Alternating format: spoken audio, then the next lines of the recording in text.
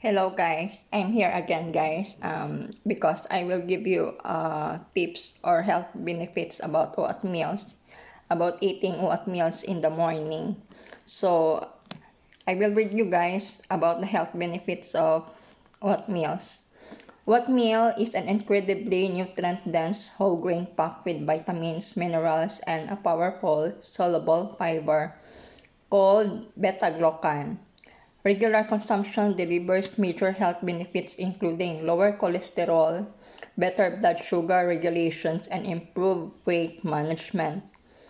Top health benefits: heart health. The beta-glucan in oats helps pull bad LDL cholesterol out of the bloodstream, significantly reducing the risk of heart disease.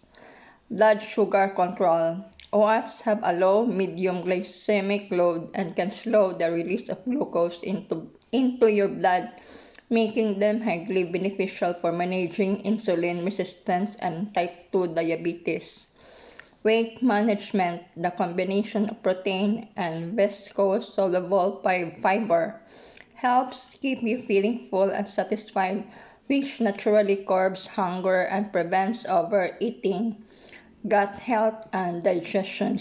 The fiber in oatmeal promotes regular bowel movements and acts as a prebiotic, nourishing the healthy bacteria in your gut.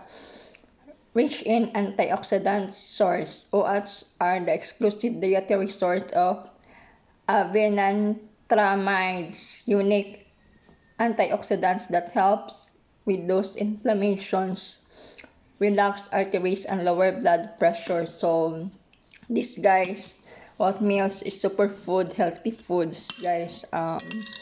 This is my routine in every morning that I eat. I maintain oatmeals. In my family we maintain oatmeals because it has a lot of health benefits. So we skip sugar every morning. So we only eat sugar. We skip rice in the morning, not sugar. We skip rice in the morning. We replace it with oatmeal. So we only eat rice in lunch and dinner, so that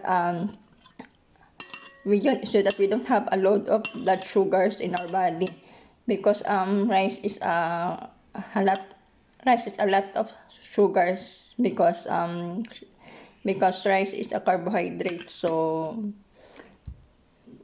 that's not good for the health. Always rice, because rice is a lot of sugars. So thank you guys. Thank you for listening today. God bless. Don't forget to subscribe.